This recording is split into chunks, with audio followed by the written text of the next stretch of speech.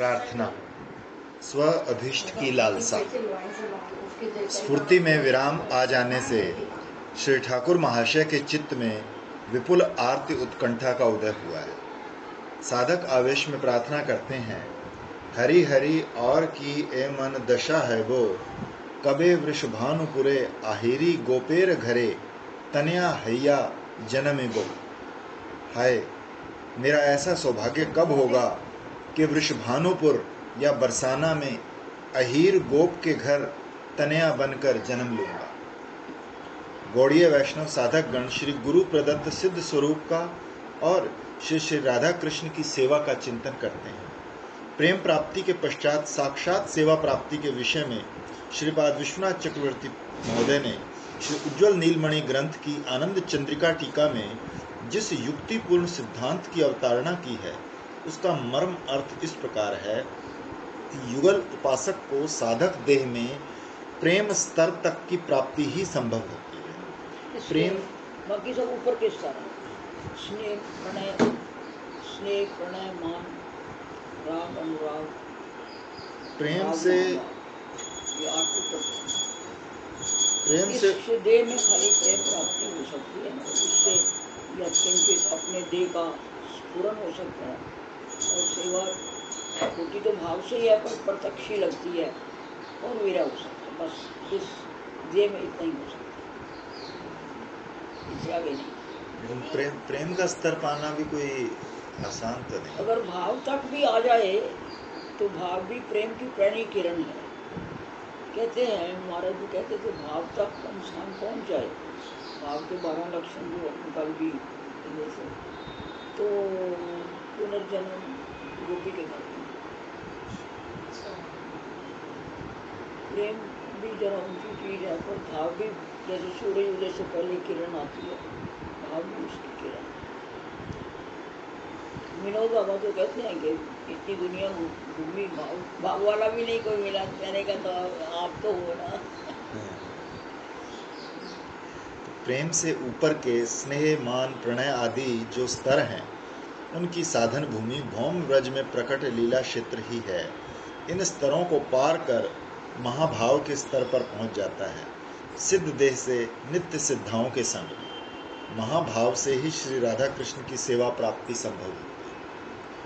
जिस ब्रह्मांड में साधक ने प्रेम प्राप्त किया है, उस ब्रह्मांड के भौम व्रज में लीला जाने कब प्रकट हो, तो तब तक प्रेम प्राप्त उत्कंठाशील साधक को रखना कभी संभव नहीं। कारण उसके प्राण सेवा प्राप्ति की उत्कंठा से नितांत कातर होते हैं। इसलिए साधक के प्रेम प्राप्त करते ही श्री कृष्ण की अघटन घटन पटियसी योग माया जात प्रेम साधक आत्मा को उस ब्रह्मांड में ले जाती है जहाँ पर वो लीला हो रही है। क्योंकि इस ब्रह्मांड में तो अभी हुई है लीला, द्वापर के 27वें युग में ये लीला होती है। उसके बाद महाप्रभु का आविर्भाव होता है, तो वो लीला तो स्वर्ण हो गई है। अब इसमें कब होगी पता नहीं। और जो भाव प्राप्ति साधक है या प्रेम प्राप्ति, उसके लिए इतनी देर वो कहाँ इंतजार करेगा। इसलिए वो शरीर छूट जाता है और एक बार सूक्ष्म शरीर को लेके योग माया दर्शन करा के उस ब्रह्मांड में जन्म देती है। तो सिद्धांत नहीं है, बहुत पुराना है। मैंने ना आज सुना है, हम करते होंगे लेकिन जब मुझे थोड़ा क्लियर नहीं है। क्या है कि ना, जैसे हम सुबह पहले चिंतन करते हैं अपने स्वरूप का, फिर उसके बाद सेवा शुरू करते हैं। तो आज मैं वो कथा सुन रही थी गुरुजी की, तो उसमें बताया कि जैसे पहले वृंदावन धाम का चिंतन करते हुए फिर जो हम मानसिक करते हैं, फिर उस धाम के अंदर युगल को बिठाकर चिंतन करते हैं। तो हम तो योग पीठ पर जाकर करते हैं, तो वो कहते हैं स्टार्टिंग से जब हम करते हैं पहले धाम को चिंतन करते हुए फिर उसमें उनका करना है। क्या हम ऐसा करते हैं? फिर तो वो धाम ही तो है ना जहाँ सोए हुए हैं, वो धाम नहीं है? हाँ जी, ठीक है। तुम उठते ही गोविंद स्थली का चिंतन करते हैं। इसलिए मैं कहती हूँ कि पहले नक्त लीला में जहाँ सुलाते हो वही तो जगाओगे। हाँ जी। तो जहाँ सुलाया था वहीं जगाओगे तो धाम का चिंतन हो गया। ठीक है। उस धाम को अपने देखो, ये 4 चीज है। सखी प्रिया प्रीतम और धाम। तो ये जो लीला है वो तो सखियों के द्वारा ही विस्तारित है, वो ही इसका विस्तार करती हैं और वो ही इसका आस्वादन करती हैं। प्रिया प्रीतम ऐसा समझो कि जैसे एक जगह के ऊपर धाम क्या है, सागर समझ लो या बगीचा समझ लो, उसमें से एक नाल निकली, उसके दो रंग के फूल हुए, नीला और पीला। तो ये चार चीज जो है, प्रिया प्रीतम धाम और सखी, यही चारों चीज है। इन्हीं चारों चीजों के चिंतन से ही तो शुरू करते हैं, तो हो गया धाम। वही ना, मैंने कहा हम कर रहे हैं, पर एक बार दीदी से क्लियर कर लूंगी क्या कुछ भाई गोविंद स्थली धाम ही तो है, और क्या है ये गोविंद स्थली जो आंखों को दिख रही है, कि इसके अंदर ही तो वो है 4 दरवाजे और 4 हाँ जी, वैसे ही करते हैं। हाँ ठीक है, हाँ पहले सेवा करते हैं तो यही सब 4 पेड़, 4 दरवाजे, हाँ जी, 4 कुंजे, बिल्कुल। 4 निकुंजे, यही तो है। ये साथ- हमारा जो राधा माधव का मंदिर है, ये भी महाराज जी ने पूरा बिल्कुल गोविंद स्थली उसी तरह का। ये बनाया है। हम वहाँ भी अपने आप को सवेरे उठ के वहाँ भी उठ सकते हैं ना। ये वहीं तो उठते हैं हम, है जिसके ना? ऊपर लिखा हुआ है हेमा बोलते हैं। पुराने लोग मेरे को बताते थे कि हमने यहाँ साक्षात रजाई को, जैसे कि कोई उठ के गया हो सो के, बोले रात को हम रजाई उड़ा के जाते, सवेरे ऐसे अस्त व्यस्त होते। महाराज जी कहते थे यहाँ आके सोते हैं और फिर यहाँ उठ के वो जो शोभा दर्शन है ना गोविंद स्थली की, तो शोभा दर्शन करते हैं। तो महाराज जी ने खास इस मंदिर के थोड़ा ऐसे जाके, जहाँ क्वार्टर बने हुए ना, इनके पीछे एक 2 मंजिला मकान बनाया था, उसके ऊपर एक झूला लगाया था। तो कहते प्रिया प्रीतम यहाँ से उठ के उस झूले में जाके दर्शन करते हैं, आनंद लेते हैं। साधक आत्मा को उस ब्रह्मांड में ले जाती है जिस ब्रह्मांड में कृष्ण लीला प्रकट है। इसीलिए कोई भी लीला आप कभी भी चिंतन कर सकते हो, क्योंकि जो भी लीला आप चिंतन करते होगे उस ब्रह्मांड में वही लीला में योग माया जो है वो ली जाएगी। वहाँ भौम ब्रज में वृषभानुपुर में किसी अचिंत्य शक्ति के बल पर साधक के अंतश्चिंतित किशोरी स्वरूप को ही गोपी गर्भ में स्थापित कर देती है। कारण जन्म लिए बिना और बाल्य पौगंड कैशोर प्राप्त किए बिना नरलीला अभिमान भी सिद्ध नहीं होता। नरलीला अभिमान अर्थात वो किसकी कन्या, किसकी पत्नी आदि है, इस बात का ज्ञान। संबंध उसी स्थान पर प्रेमिका के परकीया अभिमान की सिद्धि के लिए जावट में पतिन मन्य गोप के साथ योग माया कल्पित स्वाप्निक परिणय भी होता है। फिर श्री राधा ललिता आदि का संग मिलता है। उन लोगों के संग और कृपा से महाभाव की प्राप्ति होती है तथा श्री युगल की साक्षात सेवा मिलती है। इसीलिए कहा गया है, जावटे आमार कबे ए पाणी ग्रहण हबे, बसती करीबो कबे ताए, सखिर परम श्रेष्ठ जे ताहार है प्रेष्ठ, सेवन करीबो तार पाए। दीदी महाभाव लगता है तो सिर्फ श्री जी में ही होता है? सिर्फ श्री जी में नहीं, महाभाव तो सब में होता है, सखियों में भी होता है, मंजरियों में भी होता है। मादनाक्ष महाभाव वो सिर्फ श्री जी में, कृष्ण में भी नहीं है। यहाँ सखियों की परम श्रेष्ठ श्री ललिता वो अपनी श्रेष्ठ श्री रूप मंजरी के हाथों साधक मंजरी को समर्पित करेंगी। साधक मंजरी श्री रूप मंजरी की श्रीपाद पद्म सेवा में आत्मनियोग करेंगी। श्री रूप मंजरी आदि नित्य सिद्धा मंजरियों की कृपा से साधक मंजरी को युगल की विविध सेवा की परिपाटी सीखने को मिलेगी। उन लोगों के संग और कृपा के फलस्वरूप वो उस सेवा परिपाटी में परम निपुण हो जाएगी और श्री रूप मंजरी उसे सब प्रकार से युगल सेवा के योग्य समझेंगी। तब कृपा कर उसे युगल सेवा में नियुक्त कर देंगी। नहीं समझेंगे तो ट्रेनिंग होगी, नहीं तो ट्रेनिंग चलती रहेगी, ट्रेनिंग चलती रहेगी ना, पेपर देते रहो। ऐसे थोड़ी पढ़ करके युगल सेवा में ले जाएगी। दीपक जी कहा करते थे कि एक राजा रानी जी अपने राजा के लिए एक दासी चुनती है, तो देखती है कि ये चरित्रवान होनी चाहिए, सुंदर होनी चाहिए, एक्सपर्ट होनी चाहिए हर काम में, फिर पहले इसको सिखाती है। तो कहते सोचो कि यदि श्री जी ने हमको ठाकुर जी की सेवा में के लिए लेना है तो क्या हमको बनना पड़ेगा। मैं क्या हंस पई, मैं क्या महाराज जी हमें बनने की कोई जरूरी हो, बना लेगी। कहते हाँ ये ठीक है, पहले तेरा सिद्धांत ठीक है कि वो बना लेगी तो हम बन जाएंगे, हमें क्या अपने दम पे तो नहीं बन जो बनाओगे सो बन जाऊंगा। जो नई दासियां होती है कोई घर में आएगी तो हम उसको कहेंगे कि सारे काम करूंगी पर सिखा देना, हम भी ऐसे ही बोल देंगे ना। नहीं आप सिखाओगे तो हम सीख जाएंगे। सीख जाएंगे ना। बस सरल हो जाए। हाँ। हाँ, सरल हो गया ना।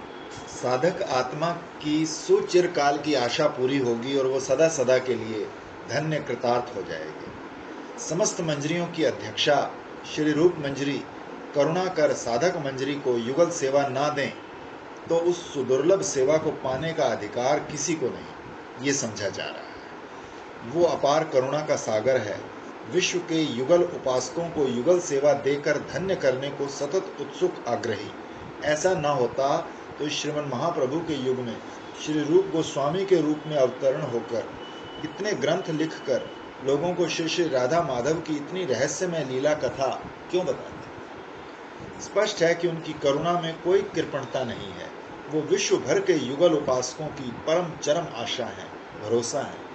पहले दिन वो साधक मंजरी को किस प्रकार साथ लेकर श्री युगल सेवा में नियुक्त करती हैं, श्री ठाकुर महाशय ने स्वयं इसका वर्णन किया है। हम लोग यथास्थान उसका आस्वादन करेंगे।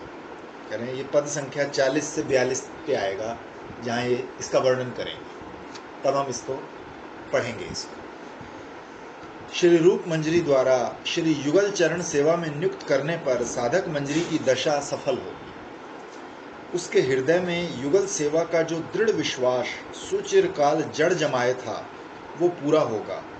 युगल की श्री पाद पद्म सेवा पाकर वो अनंत काल के लिए धन्य हो। श्री रूप मंजरी की करुणा से श्री श्री युगल सेवा प्राप्त कर धन्य हुई साधक मंजरी को जो सौभाग्य संपदा मिलेगी वही वर्णन कर रहे हैं कि वृंदावने दुई जन कबे दासी करीबे अमाए।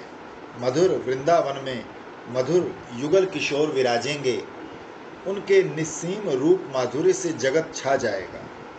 श्री प्रबोधानंद सरस्वती पाद ने लिखा है कि गौर श्याम कांति अति नैनाभिराम है। प्रत्येक अंग से मधुर आश्चर्यजनक लावण्य वन्या की अनंत अपार कांति छटा छिटका रहे हैं। स्मर विकार जनित कोटि कोटि चमत्कार राशि धारण किए हैं।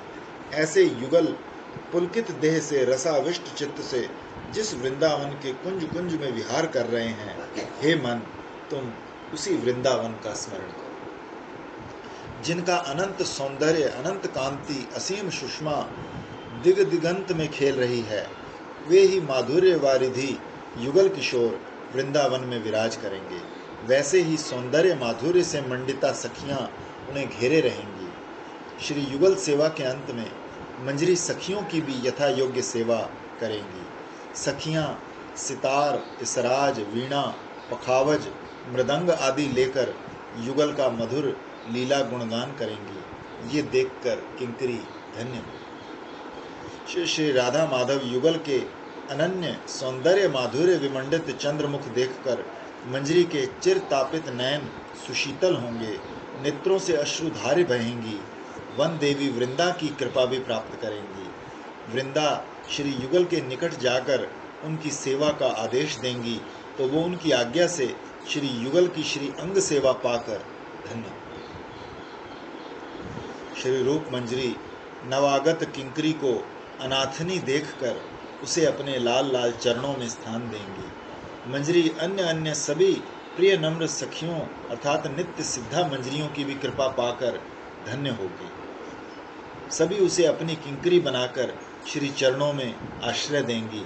इसी में गौड़ीय वैष्णवों की साधना की चरम पूर्णता है। श्री ठाकुर महाशय ने अपनी प्रार्थना में जो आकांक्षा व्यक्त की है, उसी शाश्वत आकांक्षा से गौड़ीय वैष्णवों का जीवन भरा होता है। वो यही आकांक्षा लेकर साधन भजन करते हैं और सिद्धि में तद अनुरूप सेवा पाकर धन्य। स्वरूप अभीष्ट अवस्था में श्री ठाकुर महाशय अभीष्ट के चरणों में लालसामयी प्रार्थना प्रस्तुत कर रहे हैं। हरि हरि और की ए मन दशा, छाड़िया पुरुष देह, कबे व प्रकृति हवो, दुहु अंगे चंदन पराबो। मंजरी भाव के साधकों को जड़ीय स्त्री पुरुष आदि देह का अभिमान त्याग कर गोपी प्रकृति बनना। रागानुगीय साधक श्री गुरुदेव से अपने सिद्ध स्वरूप का या एकादश भाव का परिचय प्राप्त करते हैं। वो जड़ीय माइक नश्वर देह का आवेश त्याग कर सतत उसी मंजरी देह के आवेश को लेकर भजन करते हैं। साधन भजन जब परिपक्व होता है तो साधक जड़ीय देह देहिक आदि में मैं मेरा अभिमान त्याग कर प्रकृति अभिमान से विभावित होता है। पहले ये बुद्धिपूर्वक या यत्न के साथ अभ्यास करना पड़ता है और फिर रति स्तर पर स्वाभाविक हो जाता है। तब साधक मानो यथावस्थित पुरुष देह त्याग कर ही रहता है। प्रेम प्राप्ति के पश्चात साधक देह के भंग होने पर प्रकृति रूप में लीला राज्य में श्री युगल किशोर की साक्षात सेवा पाकर साधक आत्मा धन्य हो जाता है। पुरुष देह त्याग कर प्रकृति होने का यही रहस्य है। इसलिए प्रकृति का अर्थ गोपी प्रकृति है, ये समझ में आता है। गोपियां महाभाववती हैं। राधा रानी साक्षात महाभाव की ही मूर्ति है। भाव और मूर्ति एक ही वस्तु है। श्री राधा किंकरियां राधा रानी की ही अभिन्न देह अभिन्न प्राण है। इसलिए साधक की गोपी प्रकृति देह भाव की ही देह है, ये कहना ही पर्याप्त है। श्री ठाकुर महाशय ने इसके पश्चात दुहु अंगे चंदन पराबो निवेदे नरोत्तम दास इस शेष अंश में इसमें जैसे बता रहे हैं कि स्त्री पुरुष का त्याग करके देह का गोपी देह प्रकृति, मतलब कैसे समझेंगे? वो मंजरी भाव ऐसा जब तक स्त्री पुरुष का भान है तब तक मंजरी कैसे बना?